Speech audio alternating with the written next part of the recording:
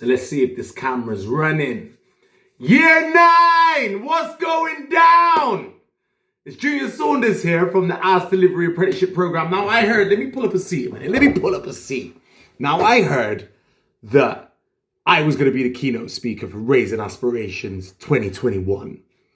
And your teachers all got involved and they said, make a video to inspire the year 9s that are now probably at the other end of the screen thinking, who's this guy that's just yelling at me? I'm going to talk to you from the heart. I'm going to speak to you on a level, and I'm going to be as authentic as I possibly can, because this is what you need to hear right now. You need to hear things from the heart. You need to hear things that I want you to take away from this video. We have all been faced with a situation that we have never faced before. We've been in lockdown. People have lost their jobs. And actually, people have lost their lives. But despite all of that, you are still showing up. You are still self-believing, and you are still persevering. One thing that I want you to take away from today, year 9, out of everything else that I say to you, is this. You have survived one of the most hardest times in human history. You couldn't make this up. You couldn't turn around and say, I survived something that happened 100 years ago. You survived this. And the future, believe it or not, is going to be one that you are absolutely capable of taking action with. As you're in year 9 now, you're in a very, very uncertain time, because you've just done year 7, you've just done year 8, now you're in year 9 and you're going into year 10. When I was in year 9, I got expelled at this point from like 3 different schools. I was brought up in care. I was dyslexic. Even by the time I reached year 9, I got in trouble with the police. I told you, I'm just going to be real with you, year 9, okay? And I was very confused when I was in year 9. I mean, we're talking, this was like a long time ago. But I was very confused. I was very unsure of who I was, because that's what year 9 does. Year 9 puts you in a place between year 7 and year 8, year 10 and year 11.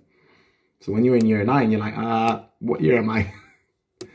And it's really, really important that you understand that you're in the year that you can make change. You're in the year that you can be the person that you want to be. You can absolutely 100% be that person. And I've been through so much different things in my life. I remember when I was 16, I lost my mum. And obviously I was brought up in care from that point. And from 6 weeks old, I was brought up in care actually. And then when I was in care, I felt rejected. I felt really rejected. And I didn't know why. And I remember seeing my birth mum. She used to come and visit me. And then when I used to leave her, I used to then go back to my foster mum and be really angry and take out all of my hurt on her. And I carried that for a really, really long time. Like a really long time. And getting thrown out of different schools and getting in trouble with the police. Because underneath it all, I just wanted my mum and my dad to just say they love me. And I didn't ever get that. And even now, I'm 36 years old this year. I'm old. I still won't get that. So I've had to accept that whilst growing up. And it's so important that you know that you are loved and you are valued. And as you begin your journey now into year 10, as year 9s, being in that place between year 7 and year 8, year 10 and year 11, you really start to understand that you are loved and valued beyond measure. Many of you are questioning who you are. Many of you are thinking, am I good enough? Is this a part of life for me to be questioning who I am? But it's absolutely not. You have to know that you are so loved and so valued. And I told you, I'm speaking to you from the heart, because I think this would be really beneficial for you right now. And I'm going to tell you a very quick story. I mean, I can't summarize my whole life in 10 minutes, sadly. So I've had to bring up certain points. Do you know that I beat 10,000 people to be a Blue Peter presenter? I don't know if any of you remember Blue Peter, but I beat 10,000 people. And the only reason I did not get the job on Blue Peter is because of the things that I did as a child. And again, I had to carry that for a long time. So everything that you do now has consequences for when you get older. Don't think that that time's never going to come, because it absolutely is going to come. But when it comes, you need to be ready. You need to know that the idea of you and who you are and what you represent is more than enough. It's absolutely more than enough. This whole event was arranged for you because every single person that's in your school or in your education settings believes that you have the ability to change. You may be the first person in your family that goes to university. You may be the first person in your family that actually goes to the moon. And I'm being honest. And I'm not saying that lightly. I've seen miracles take place in my life in front of my eyes. So as I'm saying this, as I'm relaying this to you on video, understand that you have done something that no one has ever done. And that's survive something that in 100 years will be in museums all over the world. And it's called COVID-19. And you survived it, and you're still smiling, and you still have the spring in your step to evolve and move forward. Whenever you have doubt in your brain, you remember who you are. You remember that you, in essence, are the reason why there is possibility. You are the reason for that. And as you progress onto year 10 and as you progress onto year 11, start to build speed. Start to build real speed towards wherever you want to go. And I don't want you to be in a place where there's limits. I don't want you to be there anymore. I want you to absolutely take on board everything that you have been through, whether you've been through care like myself, whether you've lost a parent, whether or not something's not right at home. And actually, things might be great at home. But whatever's been hard for you up until this point, which has been keeping you in this cube or this box, I want you to let the lid off. And I want you to completely grow like a tree grows naturally into the air, because that's your birthright. That's who you are. And Raising Aspirations 2021 will be the most important Raising Aspirations of all time because of what's happened in 2020. So I don't want you questioning yourself. I don't want you thinking to yourself, you ain't good enough. That leaves. Now we need to start addressing, and now we need to start looking at where are we going? Because your options are completely available to you. But you do have to start doing the thinking year 9. This is where you got to take real responsibility now. You need to start doing the thinking. Where are you going? What does it look like? Close your eyes, imagine it, feel it, be it. Because it is absolutely yours for the taking. And I don't want to hear you questioning yourself.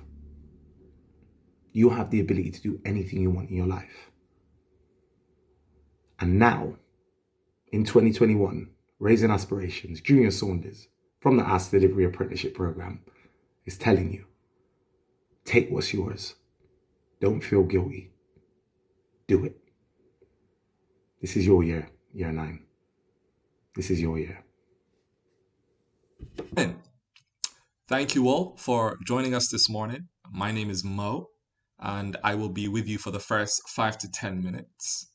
It's going to be an exciting day filled with lots of amazing opportunities for you to get involved with, filled with information, useful information that you could take and apply. And I will be sharing with you some of my story. And also, hopefully, there will be a couple of points in there that you can take away, and it could be of benefit and it could be of service to you. And I would like to start with a word that we don't like to mention at this point. We're done with it, but it is the elephant in the room and I have to address it, and that's COVID, right? I know it's been a difficult year for everyone.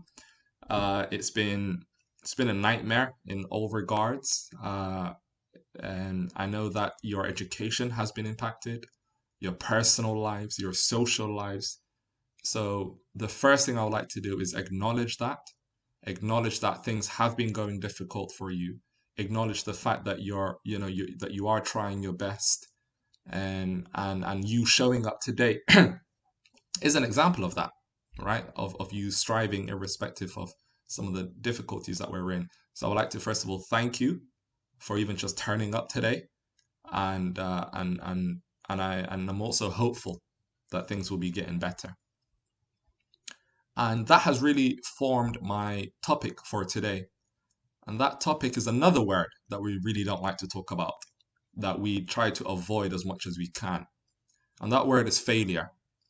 But in light of the circumstances that we're in right now, I think that is the most important word for us to reconsider and look at with a new perspective. And with that said, I'll be sharing with you 3 points. The first one is, to give you some context to it, is how I decided to come up with this topic, right? So, a while back, and I found myself with a lot of extra time. I'm sure you've all been there, right, during this virus. And I was like, what could I do, right? And I was like, all right, well, I'm allowed to exercise once a day, whatever it is. What could I do? So I thought, you know what? I'll pick up roller skating. Don't judge me. It was the first thing that comes to my mind, all right? So I thought, why not give it a go? So I bought myself a pair of roller skates and I was like, all right, let's try this out. And I went to YouTube, I was like, I videoed, I looked up a few videos of how to roller skate and what to do, and just for instructions really. And what was really surprising to me was that almost every video that I went on, they all started the same. And that was, the first thing that they all mentioned was how when you're roller skating, the first thing that you learn is how to position yourself correctly so that when you fall in a way that is least impactful. So you fall in a safe way. So the first thing they teach you is about your stance and getting your position right.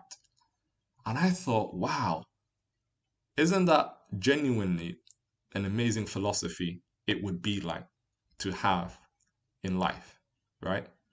For you to anticipate failure as something that is inevitable, as something that's going to happen, right? You are going to fall one way or another. So we should prepare ourselves, whether that's mentally, whether that's the environment that we are in.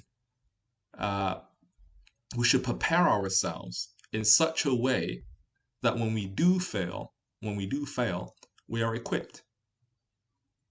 And I just found that profound. And that's what I'm kind of hoping today will allow you to do, is just give you a couple of pointers. And the first one is to say to you that it's okay, that it is natural, that it's okay if things haven't been going according to plan, especially in these difficult times. It's okay if you fell down once or twice or 3 times, or you're going to fall all the times, to be honest, throughout your whole life. So that's the first part, is normalizing failure. It's accepting it. It's knowing it's a part of the process. And if you are going to fail, it's about preparing yourself for it. And mentally, the first thing you could do is knowing that at some point I am going to fail. Because now, if you have that attitude, knowing that at some point you're going to fail, then you're going to adjust yourself accordingly so that you're not caught off balance whenever you do fail. So that's the first thing. The second point is if you are going to fail, then there's a certain way to fail, right? So, and this is another lesson that I learned from skaters, right? And this is actually what inspired me to get roller skates in the first place, because I was in town, right? And I saw these, amazing group of people skating, and they were just having the best time of their lives. And I just stood there for, I think, about an hour watching them, right? And in that hour, every single one of them had fell down. Every one of them, right? And what was amazing to me was that they all fell attempting a skill or a maneuver that they knew they couldn't do. And that's the second lesson, right? And again, I found that very powerful. It's, if you are going to fail, don't fail being comfortable. Don't fail, at things that you're. There's another quote actually. There's a very famous quote. I don't remember who wrote it, but the quote is along the lines of, most people fail not because they aim too high and miss, but because they aim too low and hit. And that's something that I think we can all do at times. We could get complacent and just be comfortable. And that is a form of failure in one way. But when you look at these skateboarders, and I was like, wow, these skaters, right? They were all having the best time of their lives, and not a single one of them was just skating around doing what they know how to do. All of them were attempting difficult maneuvers that they were all failing, but they all got back up. And that was the second lesson, is if you are going to fail, fail in a way where you are pushing yourself to the max, where you are trying your best, where you're having fun doing it, and you're out of your comfort zone. And that is only in those circumstances that I believe we would find our limits, and we will find, strength that we otherwise thought we didn't have. The third and final point I would like to share with you about failure is starting with yourself. So when I was in school, early on, certainly in secondary school, year 7 times, I got into a lot of trouble. I got into a lot of fights. I got excluded a lot. And I blamed everybody. I blamed my teachers. I thought they didn't like me. I blamed my classmates. I was like, they're the ones who are starting it. It's not me. Trouble finds me. I don't find trouble. And I blamed everybody but the person in the mirror. And it was only until I looked myself in the mirror, with the help of a teacher, might I add. It was a very kind teacher who said to me, Mo, I believe in you, and I think you could do more than this. And she believed to give me a second chance, or in my case, I think it was like the 14th chance, right? And that I thought, you know what? Let me look at myself in the mirror. And then it was only when I started to blame myself for some of the things that I was doing that I realized, okay, once I take ownership of this failure, then I could move past it. And to that final point, there's a short video that I made that would be presented to you right after this, that could talk about that in a little bit more detail, focusing on that last specific topic. But overall, just to summarize, it's all about knowing that it's okay, that it's expected, that it's all right if you fail, right? It's all about if you are going to fail, it's about trying your best and pushing yourself to the limit, and but having fun while you're doing it. Just think of a skateboarder. Honestly, it's the best. When I seen it, it was the best life example that I've seen when it comes to this. Just spend 30 minutes in any place where you see skateboarders trying maneuvers, and it will contextualize it for you perfectly. And the third one is about also taking ownership. And during COVID, a lot of that is not yourself. That third point is more just generally speaking, because right now it's not your fault for a lot of things. COVID is not your fault. Lack of social life is not your fault. Lack of understanding of what's going to happen tomorrow is not your fault. So a lot of things are not on you at the moment, and I just want to be the first to acknowledge that. But there will be times where some of it is on you, and it's about taking ownership. So yeah, that's it from me. And I would love to connect with all of you individually if I can, and find out more about your stories. Please feel free to reach out to me. And best place to get me is on Instagram at Philosophy of Mo. And I will be more than happy to answer any questions or just find out about your story. And if you ever want someone to reach out to and speak to during these difficult times, if you have any advice that you would like from me or any advice that you could give me, either way, please feel free to reach out. And I would hand it over to the team now. But thank you all. I hope you have an amazing day, and stay blessed.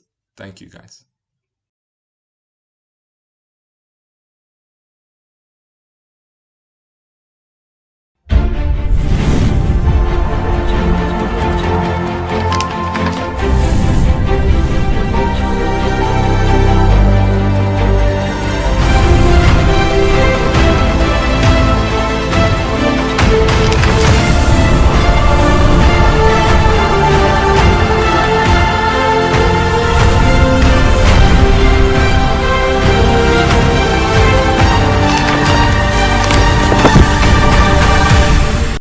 Who taught you to hate the texture of your hair?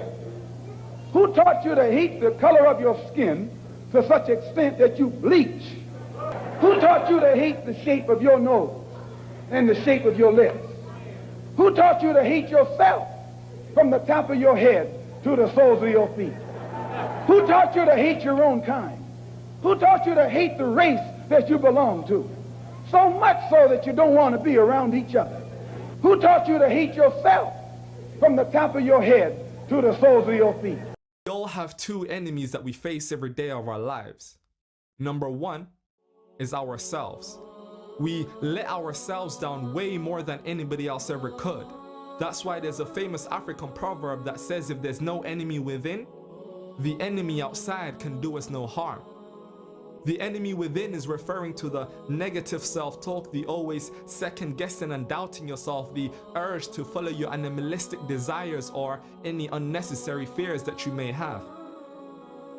That's why it's so easy for us to lose our wars in the real world, because we're too busy battling ourselves in our minds in every moment of every minute. That's why it's so easy for the teacher to persuade you that you're worthless, when in reality the real reason you're failing is because you have chosen to let your lazy side win, so you procrastinate instead of doing your homework. That's why it's so easy for the world to reject you and label you as an outcast, because you have already belittled your own self-worth by neglecting to recognize the blessings your Lord has given you. See, when we're young, we're taught to watch out of those that don't look like us, those that dress in a certain way, the quote-unquote others, but we're never really taught to watch out of ourselves. And more importantly, who and what influences us to think the way that we do. That's why Carter G said, if you can control what a man thinks, then you do not have to concern yourself about his actions. If you could determine what a man shall think, then you do not have to concern yourself about what he will do. If you can make a man feel inferior, then you do not have to compel him to accept an inferior status, for he shall seek it himself. And if you can make a man justly feel like an outcast, then you do not have to order him to the back door, for he shall go without being told. And if there is no back door, then his very nature will demand one. See, what I am telling you here is, it doesn't matter about your race, religion, sexual orientation, or any other factor. If you do not lift the shackles of your minds and your thoughts, then your true self will never be free. That's why Bob Marley said, emancipate yourself from mental slavery. None but ourselves can free our minds. That's why in the Bible it says, be ye not conformed to this world, but be ye transformed by the renewing of your mind. That's why in the Holy Quran it asks us, do we not have dominions over everything in the heavens and the sky, which implies that the creation was created only to worship the Most High and not to be a servant to its own mind. And only then, after you have recognized that you are and always have been your worst enemy, can the rest of us ever witness your light?